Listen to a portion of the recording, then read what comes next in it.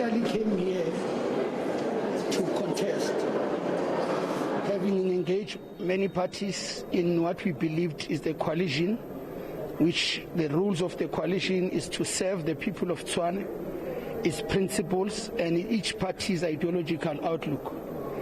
As we were coming, like we saw yesterday and everywhere, we discovered that now it's a gang of unprincipled coalitions whose intention is to destroy the ANC and whose their intention is to oust the ANC from power. Having made that analysis as a party, we felt that we need not to legitimize a process run from unprincipled views. So obviously this is why you noted that you were participating, but you wouldn't necessarily be voting. Would not be voting, would not be granting anybody a privilege to celebrate whether you win or we win. We felt that this process now does no longer represent principles, does not represent anything we stand for. It's just a gangster thing, and therefore we thought we must just sit down and chill. We celebrate the numbers we have. We were voted. We voted in majority by the people of Tshwane. We thank them. We are legitimately so in the right way to thank them, but they didn't give us the majority, and we did say we would not want to govern at all costs. This is a demonstration of what we say, that we have seen, we have learned, we are in a renewal process. When we say something, we must do it. So the people of Tshwane know that we did say we would not be desperate and govern at all costs, and this is what we did in practical terms. But the DA ruling the city of Ekurhuleni, there's been mixed reaction. On Monday, the DA won the highly coveted metro after its candidate Tanya Campbell defeated former ANC Mayor Randall Williams. Campbell will be the first female to lead the metro.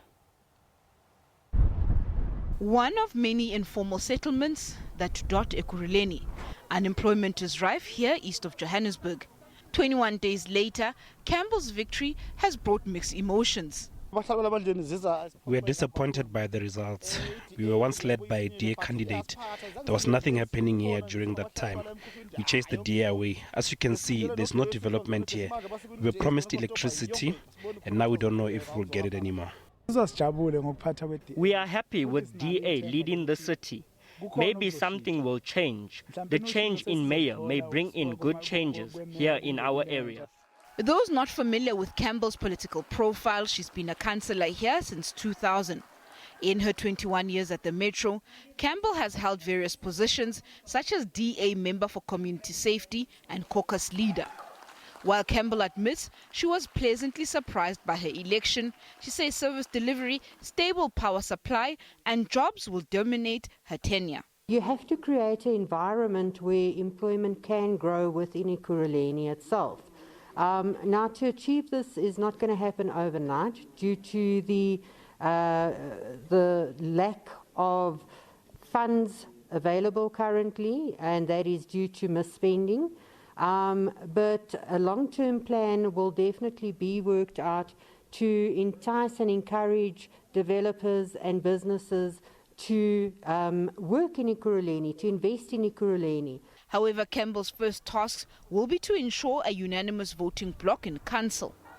Political analysts say those who propelled her into the positions have different policies, which could see the party forced into council resolutions. I think what we have seen is political strategizing at its best.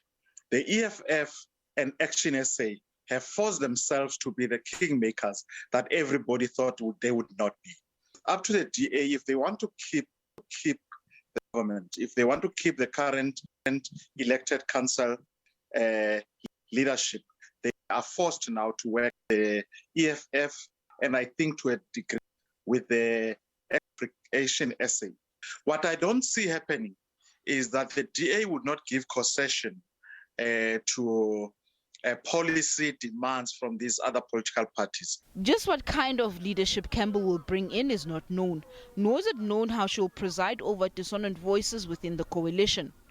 Residents, though, are hoping they do not become pawns in a political chess game. Katlego Mathebe, SABC News, Ekurhuleni.